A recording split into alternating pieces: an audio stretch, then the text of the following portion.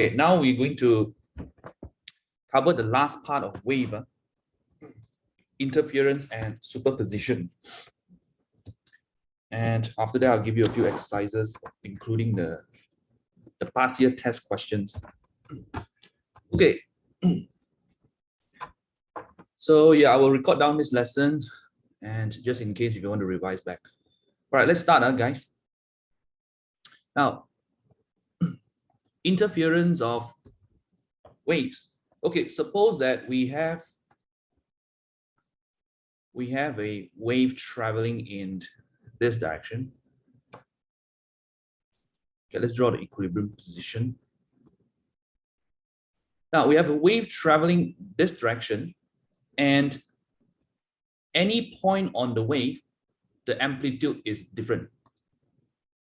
If I'm looking at this point, what is the amplitude? At this point, let's call it point A, it would be 0 because it is on the equilibrium position. If I take here, which is the trough, then this will have a negative amplitude, minus A. This is 0, this is negative amplitude. And if I take this point here, then it will have a positive amplitude, plus A. So any point, the amplitude is not the same, it's different. And we have maximum amplitude at the crest, at the peak, and at the trough. Now, let's imagine if I have a wave that travels in this direction, and then the wave hits a particle. We have a particle over here, one single particle, and the wave comes and collide with the particle. What happened to the particle? Now, amplitude, what is amplitude? Amplitude is energy in the form of displacement. Okay, so when the wave hits the particle, then the displacement will be transferred to the particle.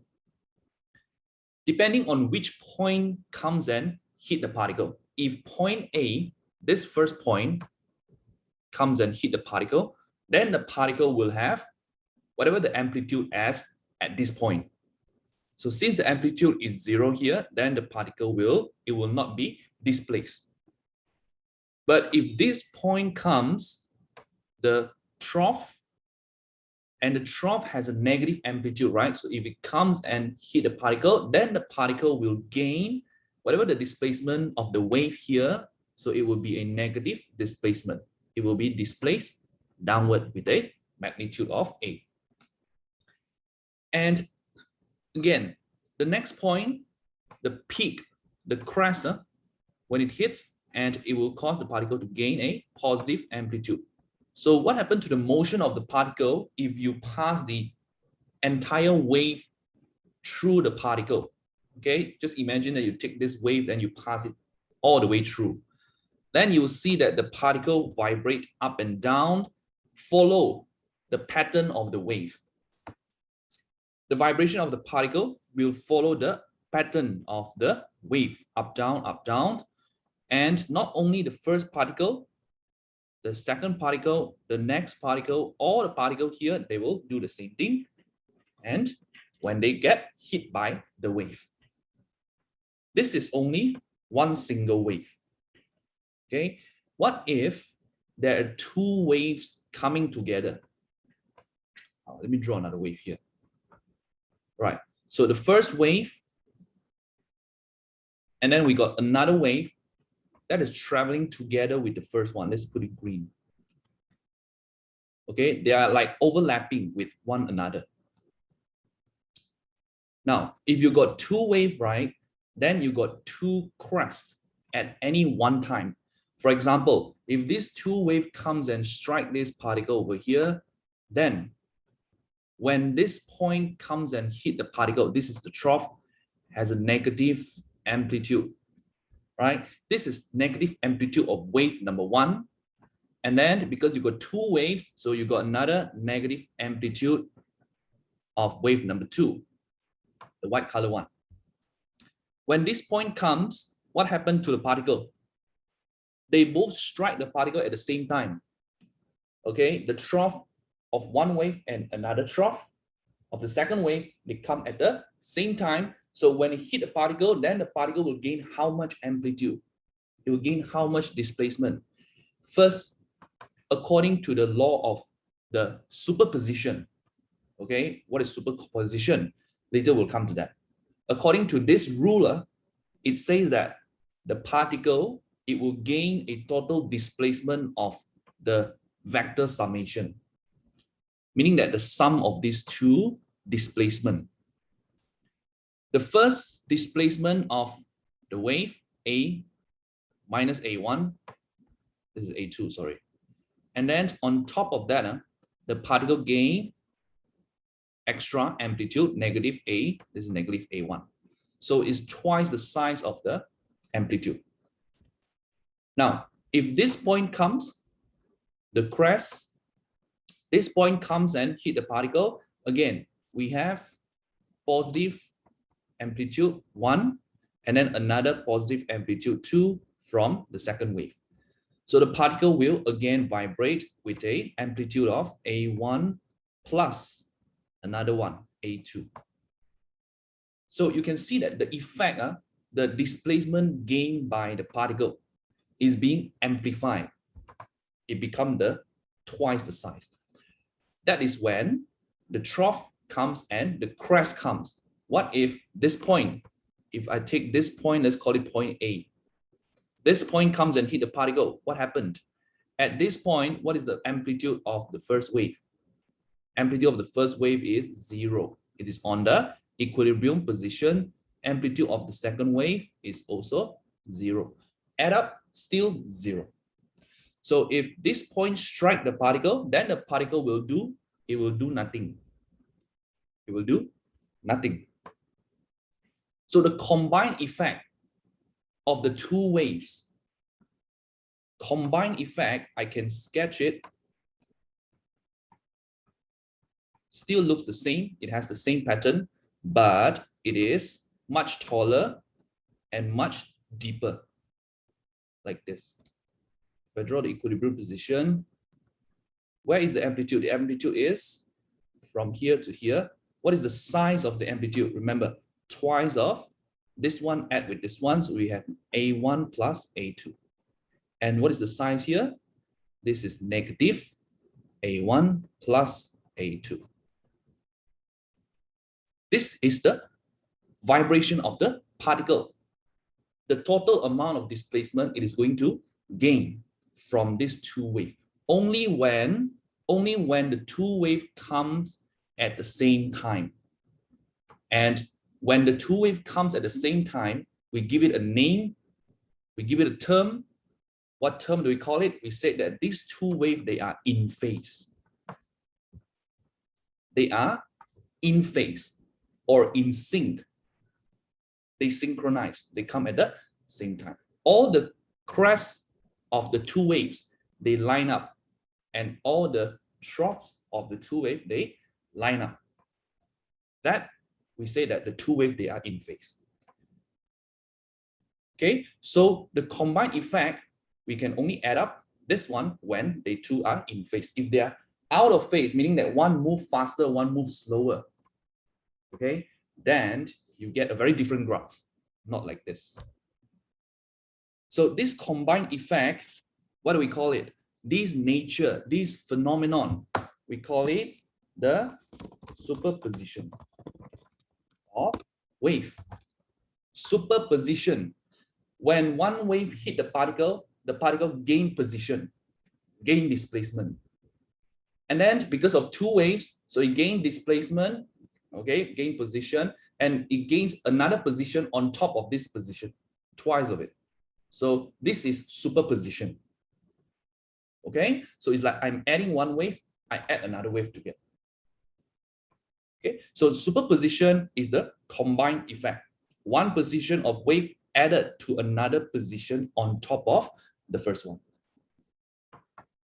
Okay, now when this happens, the crest, notice that the crest meets with the crest, and the trough meets with the trough.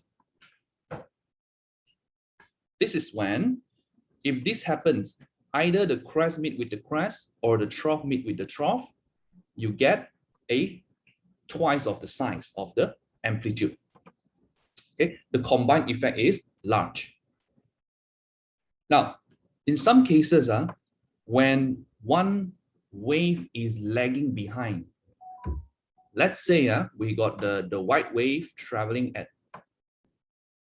like not change the same speed, and then the green wave, initially it is moving together with the white wave. Now the green wave lags behind like this. Okay, this is traveling in sync with it, together with it.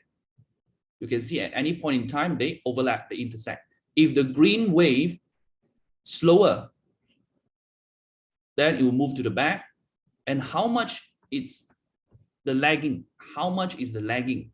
If the lagging, if I put the wave here, how much is the lagging? The lagging, we use angle to define. I repeat, the lagging, it is in terms of angle, meaning that one wave cycle is 360 degree, right? 360 degree. If the green wave travel like this with respect to the white one, then how much angle is lagging? We pick the same point, take this point. This point, let's call it point A, and this point is point B. Initially, point B is with point A, right? So if I pull it backwards, then this is lagging this much. The difference between B and A. How much angle is B and A? From A to C, that is 360 degrees. If I only measure from B to A, then this is 180 degree. Okay, 180 degree lagging behind. So we said that the phase difference is 180 degree. Phase difference is measured in angle. Sometimes you'll see that they use wavelength to measure. Like they said, what is the phase difference of 180 degree? That is equal to half a wavelength. Okay, because from here to here is half cycle. So that's half a wavelength lagging. Okay, so meaning that the white wave is ahead of it and the green wave comes behind. Okay, so it has a phase difference of 180 degrees. Now, when this happens and when it strikes the particle in front, the same particle, what happened to the particle? Okay, now let me extend this part. This part I extend all the way up here. Okay, you can see here at any point, let's pick the crest. The crest of the green wave meets the trough of the white wave. The green wave has an amplitude of plus A and the trough has a amplitude of minus A at the same time. And these both portion of the wave hit the particle at the same time. So what happened to the particle? The particle gained positive amplitude and then gained negative amplitude. So the net result is going nowhere. Just stop there, not moving. Okay, this is this point. If I take another point, let's say I take at the back, this point, when this point comes to the particle, again, crest, at the same time, what is hitting the particle is the trough of another wave. So crest meet trough again. Crest meet trough, they both cancel out. Other than these 2 points, at any point here, what is the amplitude here? Maybe half of the maximum value, halfway. Meets with, again here, halfway. Again, they magnitude are equal, they cancel out again. At this point, zero amplitude, overall net result also zero. So if you pass these two waves together right through the particle, over time, at any interval of time, the particle will not move because the overall effect, they cancel out at any point on the wave. So what is happening here? We can conclude that here, when the crest when the crest meets the trough, what happened? Zero displacement. Zero displacement. How do we know the zero displacement? Because we add up. We are doing the addition based on plus and minus. So that is also superposition of wave. It is the combined effect. Okay. Now, crest meet trough or trough meet crest, they're the same.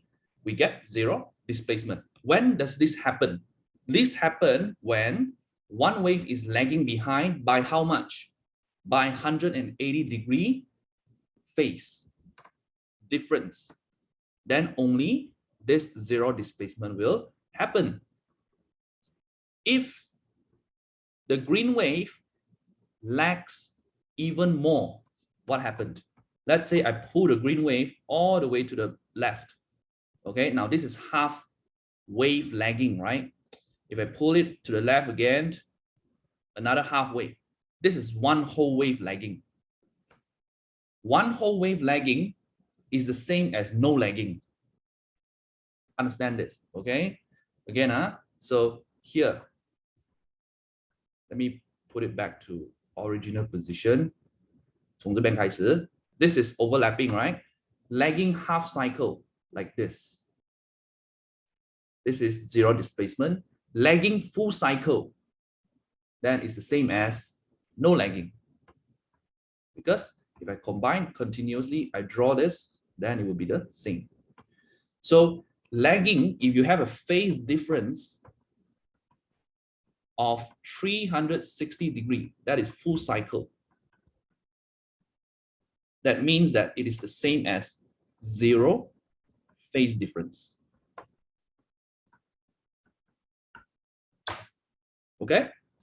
Phase difference is talking about two waves. You need to have two waves. Two waves. Okay? So we say that the two waves, they are in phase when they vibrate together at the same time. You can think of it like this. I have one particle here. The particle goes up. Okay, you can look at my camera. The particle goes up and then comes back. That is one cycle. Okay? And then I have another particle here. When this particle go up, this particle also go up. Together, they are in sync. Synchronization. Okay? They are synchronized. So when it go up, half cycle, and then come back, same time, full cycle. So at any interval of time, they are vibrating together like this. This is, we said that these two particles, they are in phase. Now, when one particle is lagging behind by half cycle, just like the green wave here, meaning that this particle go up half cycle, then only this particle, the second one, go up. Okay, and when it goes up, the first particle is coming down like this. Again, then it goes like this. Whenever the particle, first one, goes up, the second particle comes down because they are lagging half a cycle. So they're doing like this, like ping pong, okay? Going opposite direction. What is this? This is a phase difference of half a cycle. That's 180 degrees. We said that these two particles, these two vibrating particles, they are half a cycle phase difference. You can say particle, or you can say two waves. In this case, it is individual particle that is vibrating. But for the example just now, there are two waves that are vibrating. Okay, so lagging full cycle, then it comes back together like this, vibrate. Okay, so now two scenarios here. One is when they superimpose, there is a superposition, the combined effect become larger amplitude. This is, we call it what? We call it constructive interference. Constructive interference. What's the meaning of interference? Interference is the combined effect of wave. Okay, the combined effect. Constructive. And this one, because they cancel out, they become destructive. Destructive, destroy, destructive interference. And the result of destructive is no amplitude. And when did it happen? When does it happen? When the crest meet the trough. Whenever the crest meet trough, destructive. Whenever the crest meet crest or trough meet trough, constructive. You need to remember this.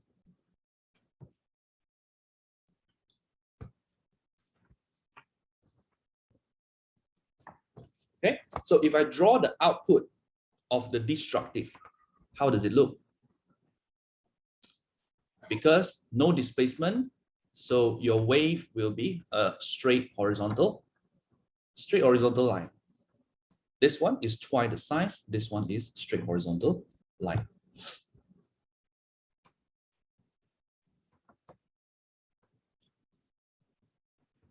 Okay, I will go to the next slide.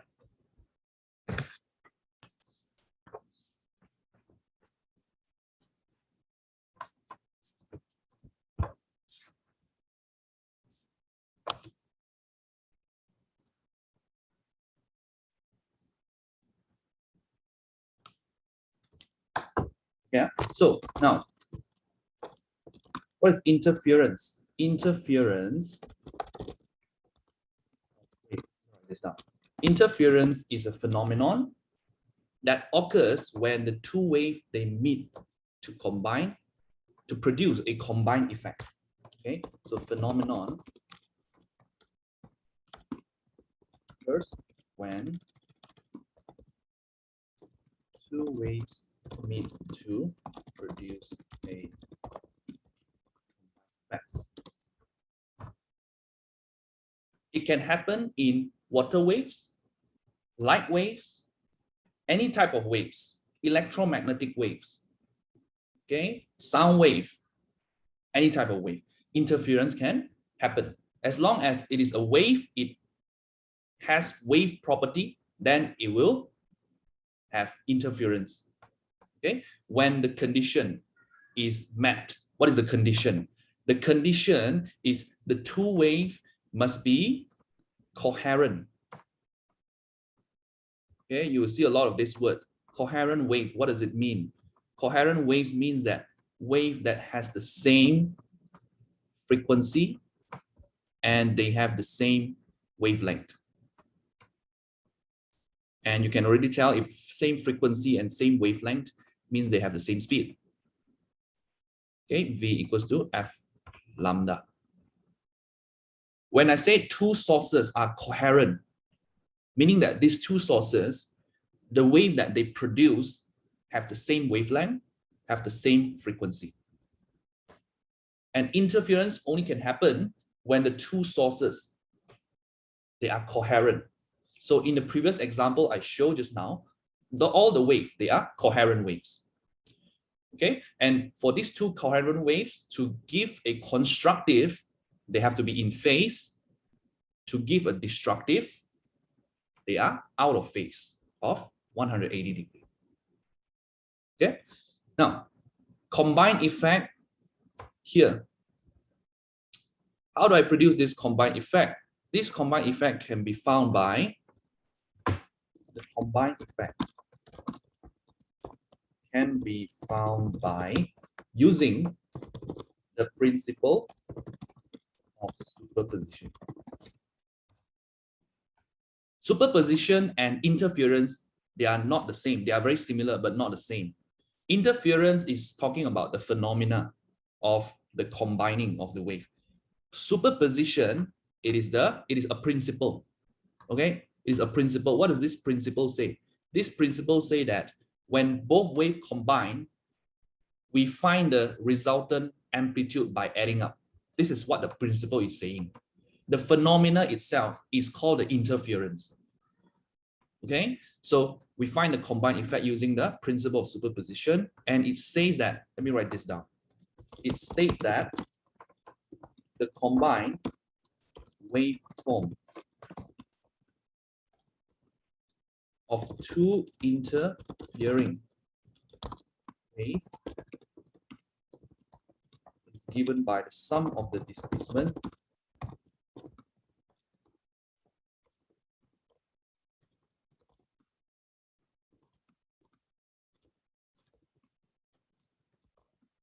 sorry, at each point.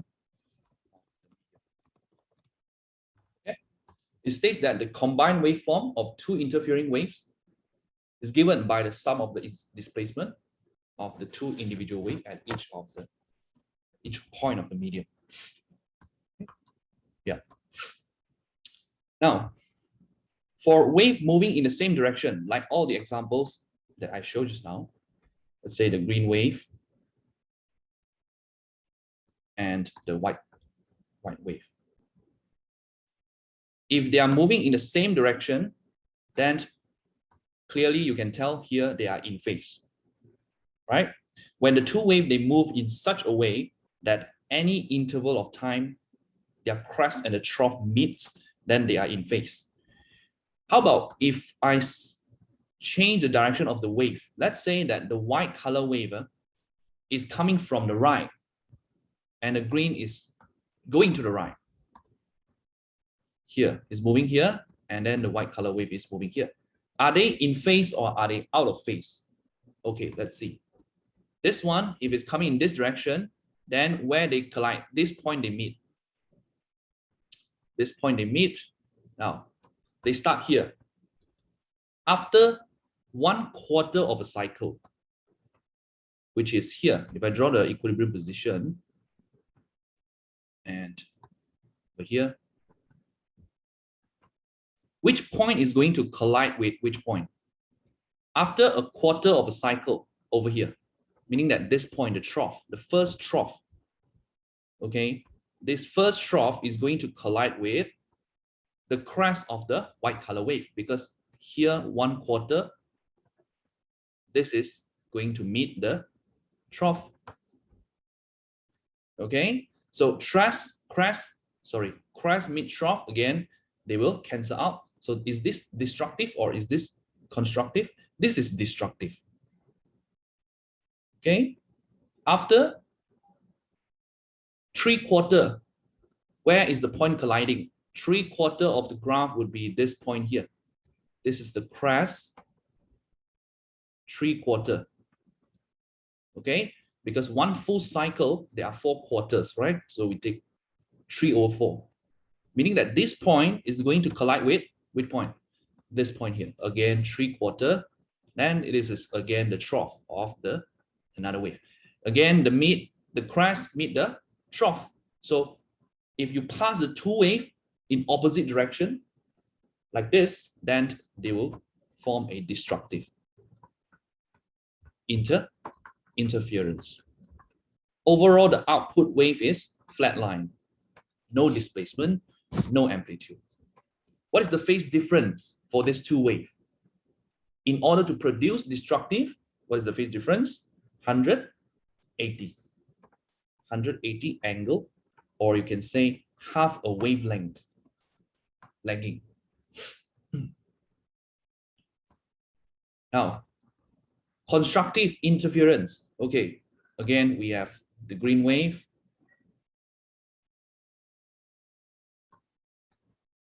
Oops. Wait, okay, then the white wave. Like this. Okay.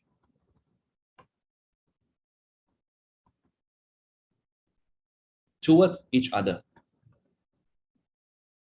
This point, 1/4 of a cycle, point A, the trough, meets with this point, 1/4 of the cycle, point B, again, it is the trough. 3/4, point C, the crest of one wave meets with 3/4, the crest of another wave. So any point, any instance, trough meets trough, crest meets crest. So this is constructive. Again, constructive interference.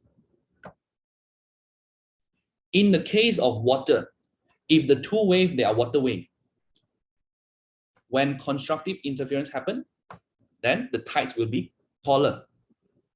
Destructive interference, you can see the water, the tides cancel out. still water. Temporary, they are moving still without any amplitude. In the case of light, when constructive interference happen, okay, because light do not travel in medium, meaning that they don't need particle. Unlike water, light travel in electric field. There's no actual atom that is moving. Okay, so in constructive interference of light will what happen? What do you see? You will see like a brighter, like a bright spot. Okay, if they are shining on the screen, let's say two light sources, they are shining on the screen. If constructive interference happen, you will see that the screen will become brighter. Okay, the total brightness will be brighter than any of the brightness of the individual wave. Destructive interference, when the two light coming together on a screen and then they are out of phase, then the brightness will cancel out. Brightness cancel out, as a result, you get what? You get a dark spot. You get a dark spot, no light. Okay, so you get bright spot, dark spot, bright spot, dark spot. And that we go to the next part. That is the double slit experiment, which is the study of the superposition and interference of wave.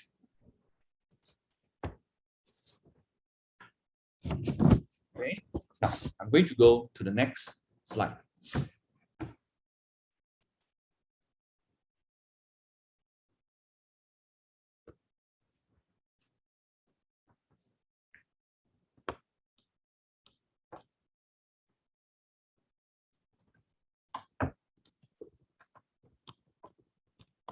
Okay, Young's double slit.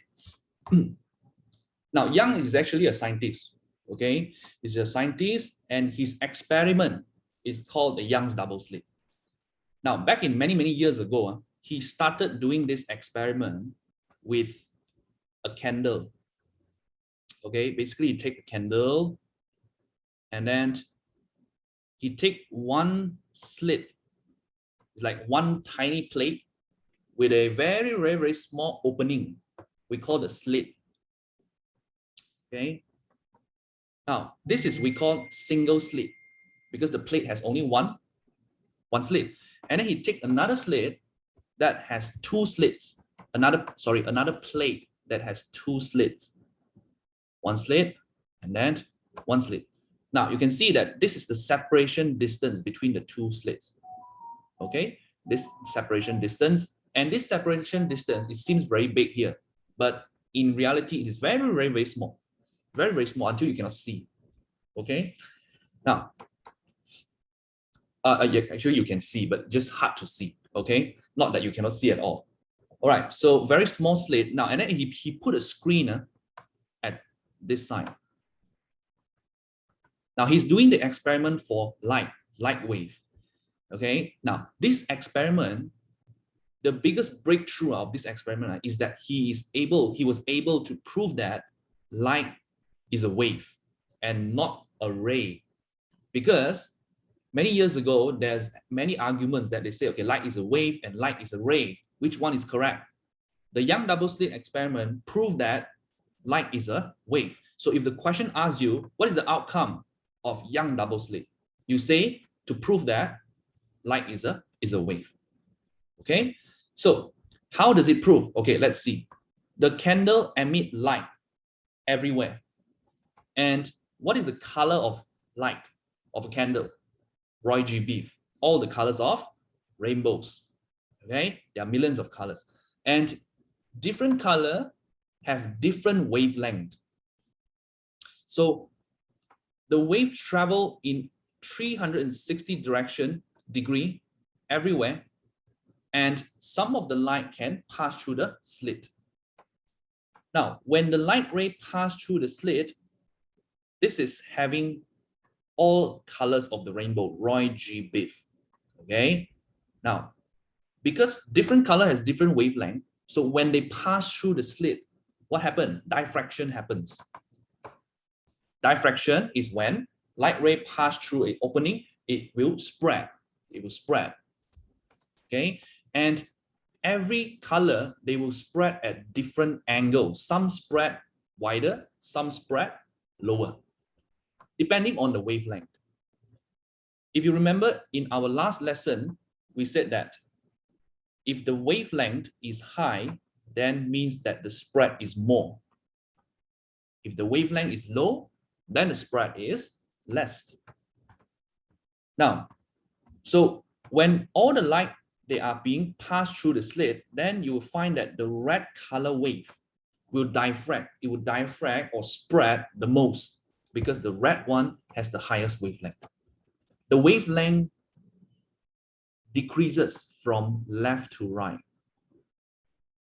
So red is the first one. It will have the highest wavelength. Violet will have the lowest wavelength. Now, red will spread the most and then comes to orange, yellow, green, blue.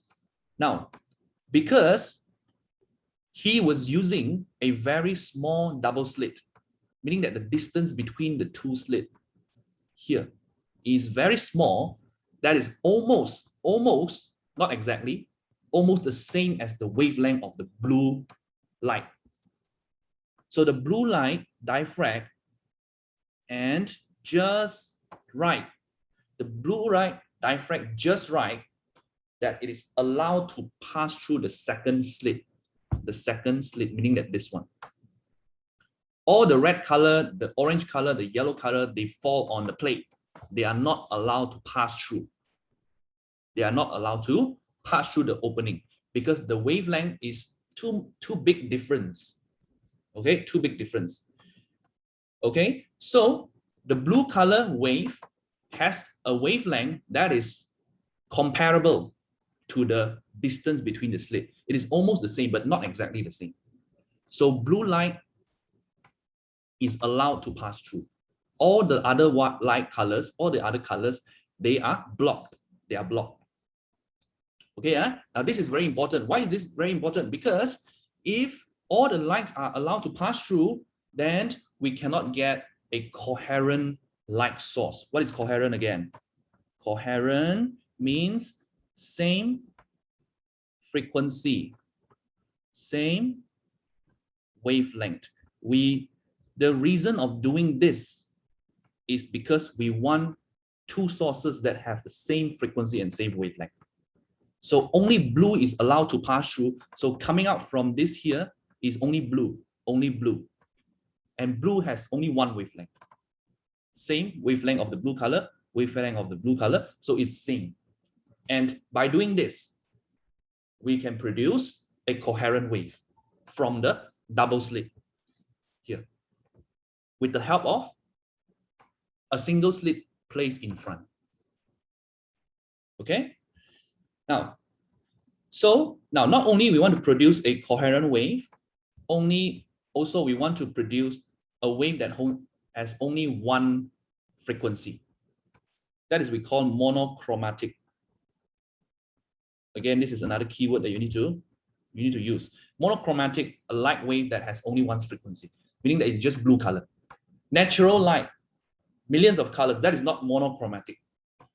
Monochromatic, only one color, only one wavelength, just like laser. Okay, so coming out from here, the light is monochromatic and the light is coherent. The two light waves, they are coherent. Okay, now, again, from here, this is the first slit. This is the second slit, right? So only blue is allowed to pass through because the wavelength here almost the same as here. Okay, coming out from here, what happened? Now, light wave travel in all directions. So light wave go here, and then it can go here. It can go here, 360 degrees. If I only pick the crest, okay, 我只是 mark 下来那种 crest， 这个 okay, let me use a different color. This one, this one, this one, this one, this one, this one, this one, this one, this one. All the crests, I join it up. I can draw a circle like this. Oops, this is a little bit far. like this lah. Okay, they all join up to become a circle. Okay, because the diagram is a bit off. Okay, let me change this a bit. Sorry. Okay, oops.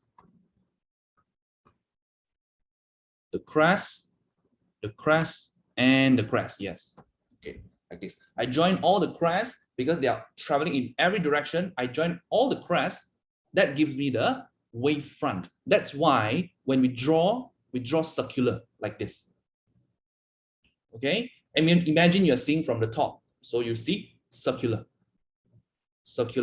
wave front. So the sources, this one and this one, the light source coming out from here, they are both circular. Okay, and between the solid line, sometimes you see they draw dotted line between them. What does the dotted line represent? The dotted line means the line joining all the trough. Because between every two crests, it is the trough. One crest between, that is the trough. So sometimes this dotted line is not drawn. They just show you the solid line like this, like this, like this. But you know that the trough is in between every two solid line. Okay, so the solid line is wave front. So if you want to calculate the wavelength, then that is the distance between the one solid line to the next solid line. Okay, so now coming out from the double slit, we get two wave source like circular wave front. Okay, circular wave front going here. Now what happened on the screen? Okay, let's see here.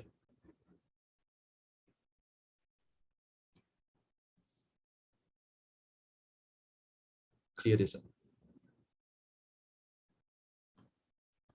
This is the result. You can see we have two waves interfering one another. Okay, now let's pick a few points on the wave, a few points that you need to pay attention to. Focus on our constructive interference. Constructive interference is when the crest meet the crest, right? Or the other way around, the trough meets the trough. The crest is the wave front. The wave front is joining all the crests. So you find point where the wave front is meeting or is intersecting the wave front of another wave. So this one, okay, the wave front of the first meet with the second, this one also. I plot all the points. This. Just beside it, this one also, the wave front meets with another wave front. And this is the center line. Okay. Again, over here, slightly beside it, this is also when the crest meet with the crest, meaning that all the points that I plotted is where constructive interference happened.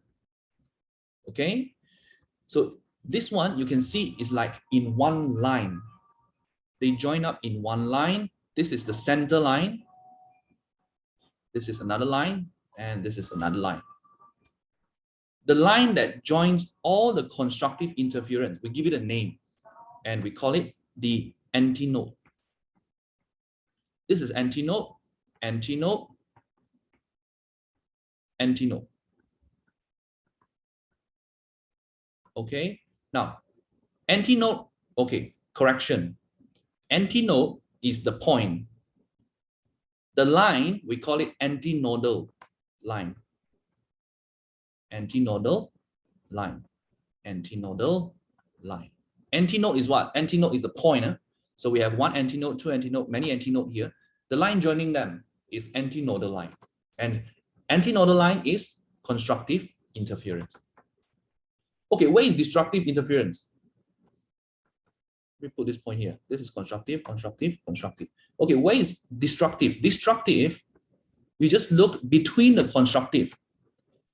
Remember, destructive is when the crest meets with the trough. So you find when the solid line meets with the dotted line, but here the dotted line is not shown. So you can see the line between, the space between two solid lines, meaning that this one,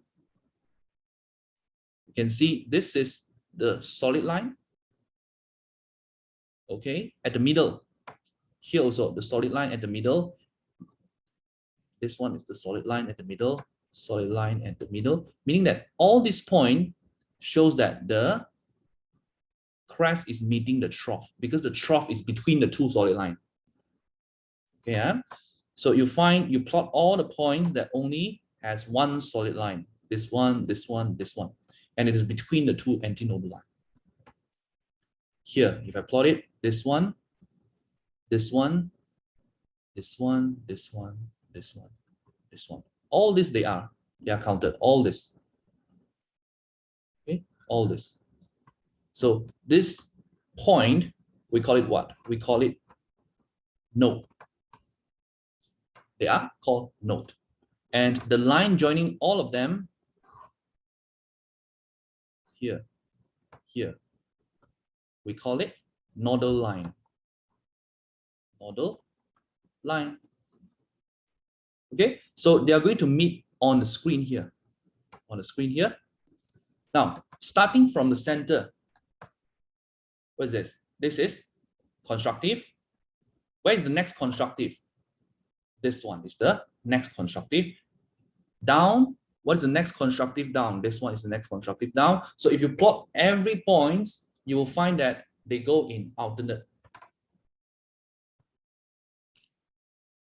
Third one over here, fourth one over here, third one over here, fourth one somewhere here.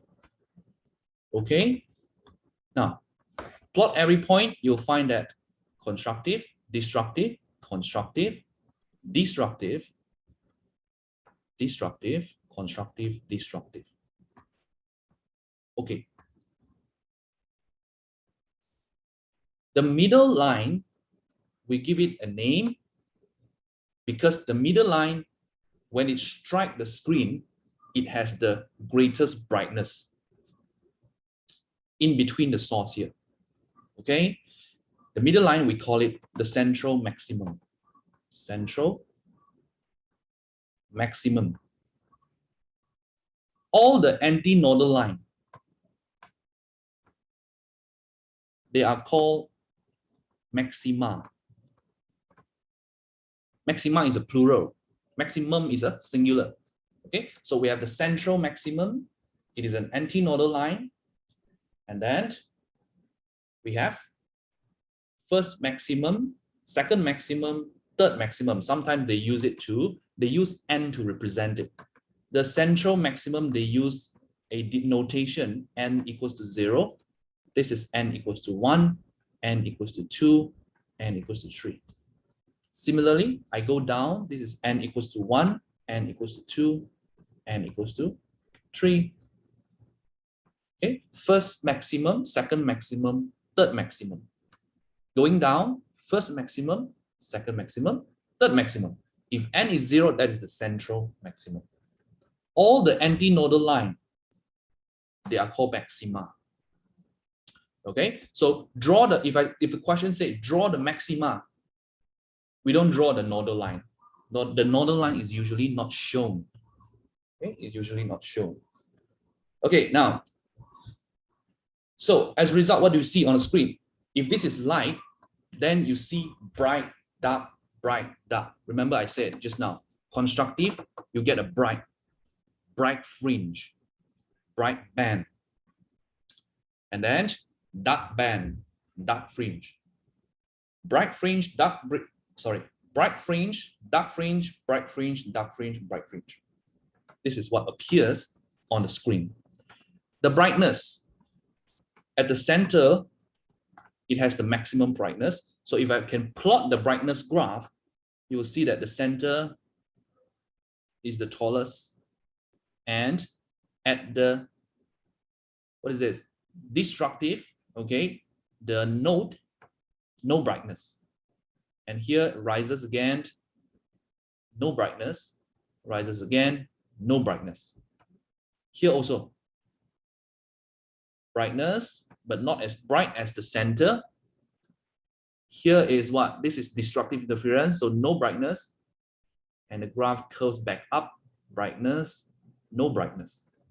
You can see the blue curve that I've drawn that represent the intensity of the, or the brightness of the fringe that you see. Okay, so this is the Young double slit experiment. What does it prove? Okay, all these things, what's the point? What does it prove? It proved that, remember I said it proved what? It proved that light is a wave, right? If light was only one straight line, how come at the center is bright? Because you see, these two openings, they are separated at a distance. How come there's a light at the middle, shining the center, if light only travel in straight line? Okay, because the slit is so small that if the light is a straight line, it can only form two bright spots on the screen. Okay, each spot is from each slit. If light was only like a straight line, it will not form bright, it will not form bright, dark, bright, dark, bright, dark. Okay, so because you see bright, dark, bright, dark, bright, dark, meaning that light is a wave. And what you see here, it is the interference phenomena of the wave. Okay, so that is the purpose. That is the final, the result of this experiment. Prove that light is a wave. Now, just now I said, in Young's experiment, right, he uses one slit, one candle, and two double slit, right? This is single slit, and this is double slit. The objective or the essay question, sometimes they will ask, okay, what is the use of the first part? How do you answer? What is the use of the first part? To get coherent wave, right? Remember, we want coherent wave to come up from here. So the first part, the purpose of the setup is to get coherent wave. Now, because after the invention of laser, back then there was no laser. After the invention of laser is monochromatic, one wavelength, one light. If I use blue laser, then I can scrape off this part of the setup. 这种就不用了，我直接 replace 用一个 laser. Any color I like, I pass the laser to the double slit. You have to make sure the laser beam hit the two slits at the same time because you want two waves coming up. Okay, so this one, we don't need this setup. The setup can change. We can use this, replace all of this with a single laser. So we only use the double slit. We don't use the single slit. Okay, that is why they call it now the Young's double slit experiment. Okay, sometimes you will see, in most of the cases, you will only see the double slit, but sometimes you will see the single slit. And usually they will ask you in the objective, okay, what is the purpose of all this? Okay, now if I use a laser, let's say I use a blue laser, then again, produce coherent wave here, and again, it will form the pattern. Bright band, dark band, bright band, dark band. Sorry, dark band. Okay, now, last part is the formula. Okay, the formula. What is the relationship between the distance and the distance between the bright band and the dark band? You see, from here, from measuring from the central maximum, that is the bright band, right? At the center is the bright fringe. Measure from here to the next fringe, to the next bright fringe. This is, we call it X.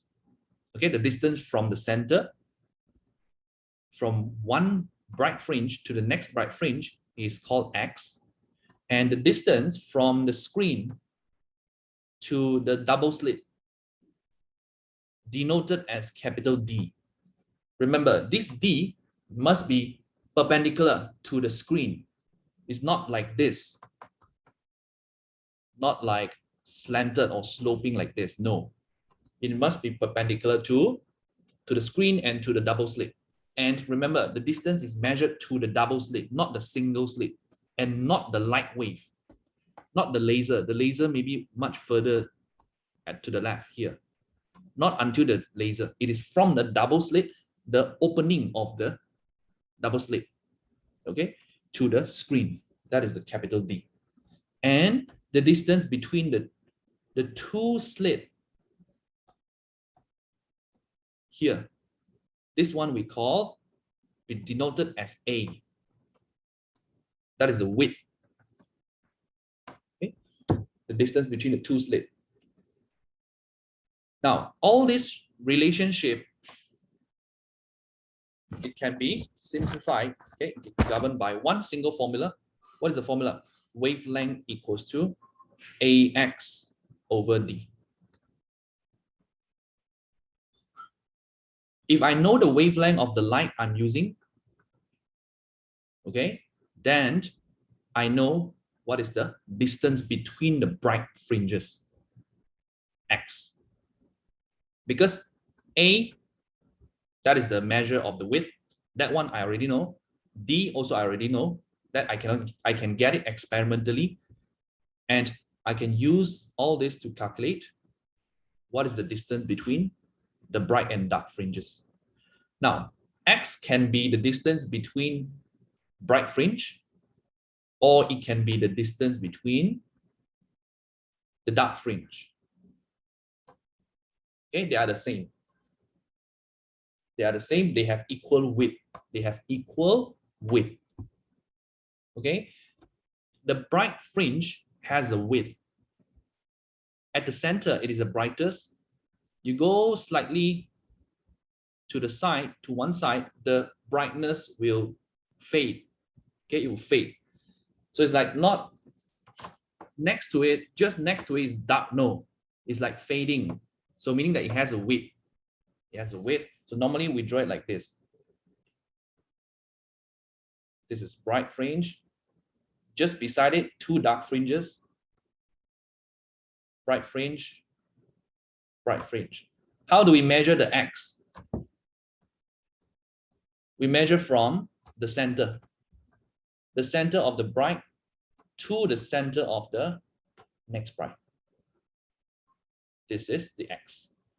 Or you can take the center of the dark fringe to the center of another dark fringe. This is also X. Okay. Using this formula, what we do not change the A, we do not change the D. So the relationship between lambda and X, they are directly proportional. If I use a longer wavelength, what do you expect? The distance between the bright fringes will be greater. If I use a shorter wavelength, then the distance will be smaller. You will see that the width is smaller. So if you change different color of light, it will affect the distance between the fringes. Okay, and for calculation also, we use the same formula. Make sure put it in SI unit. Meter, meter, meter, meter. Okay, so this is the Young's double slit experiment. Okay, now after this, I'm going to show you one animation.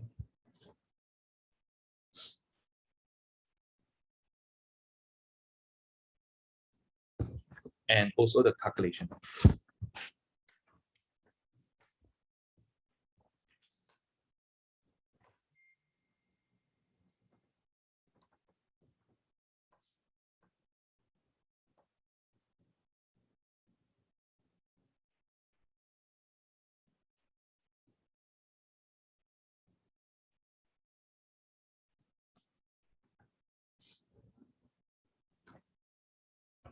Okay, I will switch screen.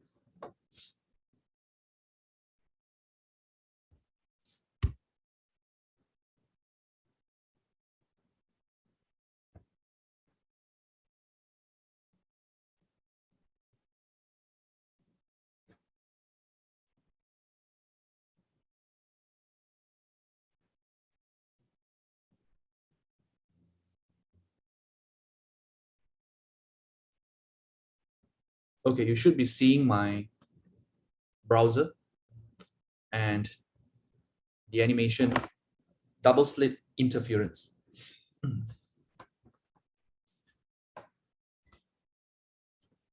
Okay, here we use red color light.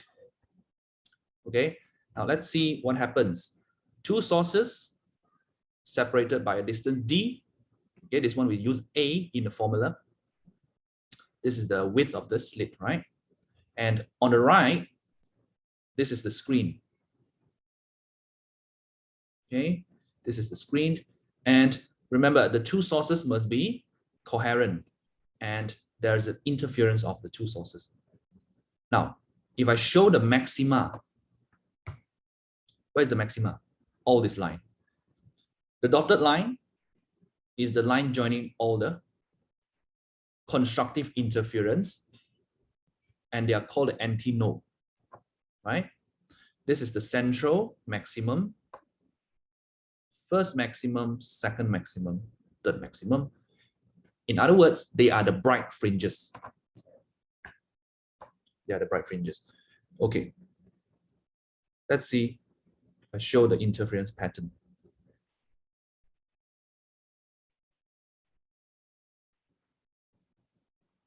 Okay, you can see the interference, the light on the screen.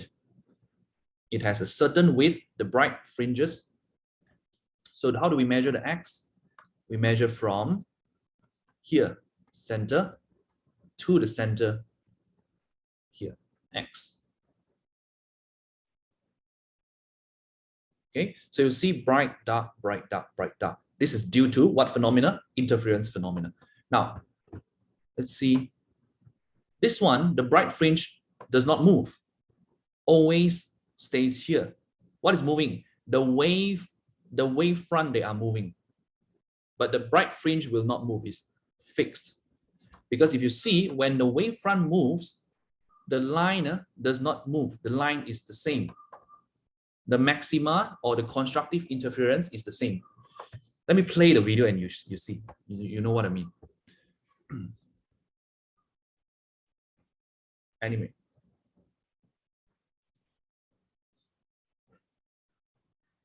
Okay, so you can see that the maxima or the antinodal line, it does not move, it does not change. What is moving? Only the wavefront is moving. The bright and dark fringes do not move. Okay, so this is the interference of red wave. It has a certain wavelength. If I use different color, let's say I decrease the wavelength. Wavelength decrease to green. Okay, this is the green wave. More wavefront, you can see. What do you see on the fringes? The fringes, they are closer to each other. Because the wavelength decreases, what is our formula again? A equals to, lambda equals to AX over D. So when wavelength decreases, X decreases. You see they are closer to one another. If I decrease it even more, now the color has changed. Smaller wavelength, you get blue color. Okay, smaller wavelength. And the fringes, they are much closer compared to the green and to the red.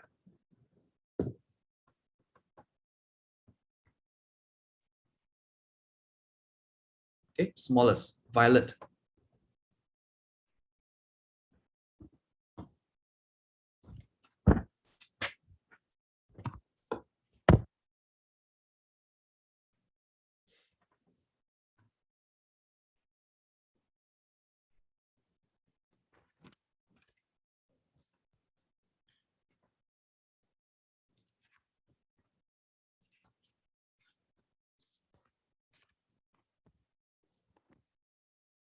Okay, now does the interference only happen in light wave?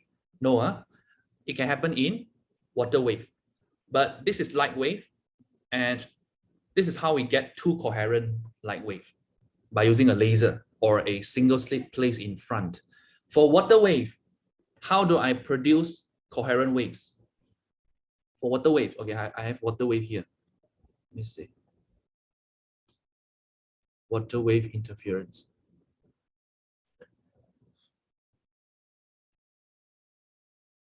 Okay, this is the interference of water waves. To produce two coherent waves, you need to use two dippers.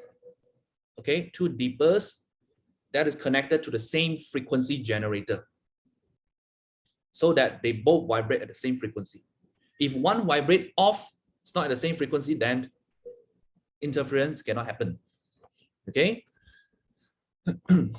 So here you can see where is the maxima, where is the antinodal line. Antinodal line is this one.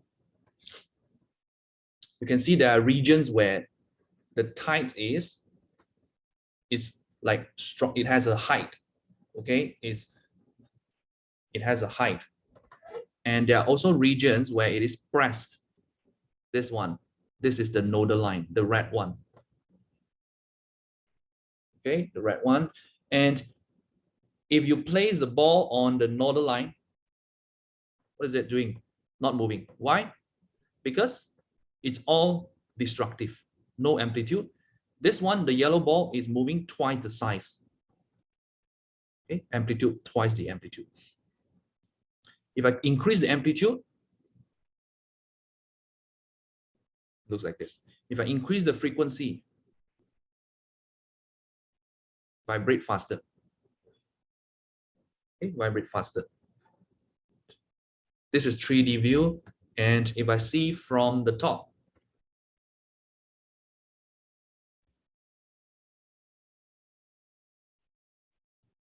okay, that's the interference of water wave. Does it happen to sound as well? Yes, happens to sound as well.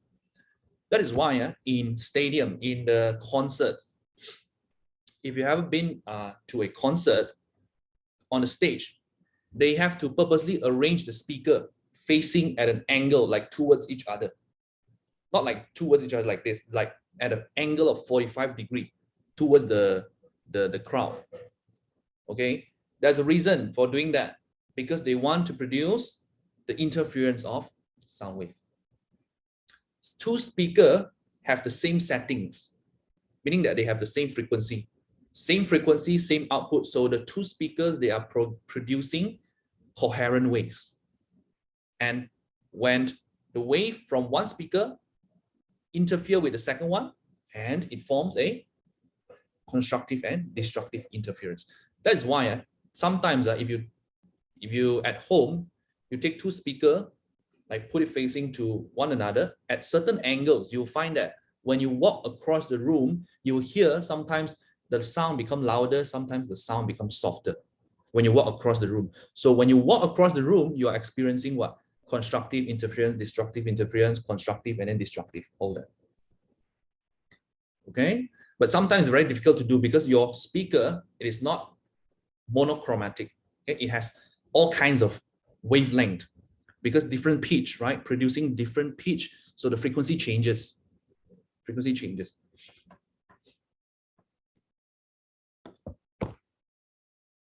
Okay, now next one.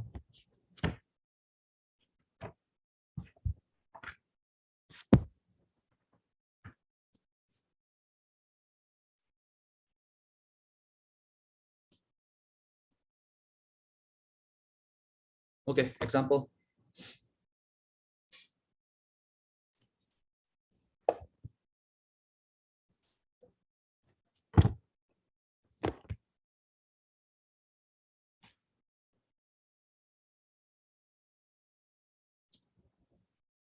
Okay, example one. Two round dippers separated by a distance of 6 cm. Okay, so we have, this is water wave. Two dippers separated by the distance of 6 cm. is connected to a vibrator to produce two coherent sources of spherical waves. The distance between the sources and where X is measured is 20 cm. What is this? Distance between the sources and where X is measured. That is the screen, right? But for the water wave, we don't have a screen. It depends on where you are taking the measurement of the X. Let's say you take the measurement here. Okay, whatever the waves arrives here, you take the measurement here. At this dotted line, then that is your screen. We take the distance from this one to the two deepest. Treat the two deepest like your double slit. Okay, the double slit for the light correspond to the two deepest in water waves.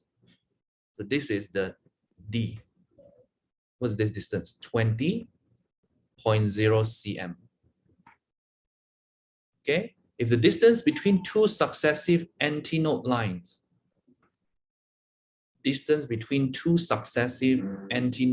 that is the one bright, okay? In the case of water, it's like one with amplitude, and in the middle, no amplitude, and then the next one with amplitude. The distance between these two, X, is 3 cm. Determine the wavelength for the spherical wave. Okay, then you can calculate.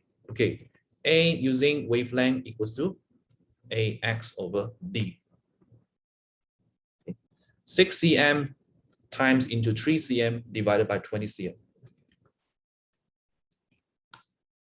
You get 0.9 cm. You will change the SI unit, change divided by 100, you get 9 times 10 minus 3 cm. That is the wavelength of the, what is it? The source, the two waves. Okay. If the separation of the two sources is increased to 8 cm, meaning that this one, the A value, is increased to 8 cm. You make it further. What will happen to the distance between the two consecutive antinodes? Okay, if you increase the distance A, what happened to the X? It is saying, right? So you can rearrange the formula here. What is kept constant? The wavelength is constant because I'm not changing the water wave. I'm just increasing the distance. This is the same. This is the same.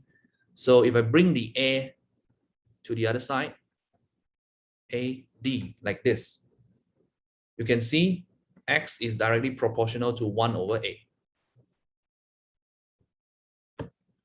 Meaning that when you increase the separation distance, then it will decrease the X without changing the wavelength and the screen distance. Relationship, we can just find it using the formula. Sometimes they want relationship between this.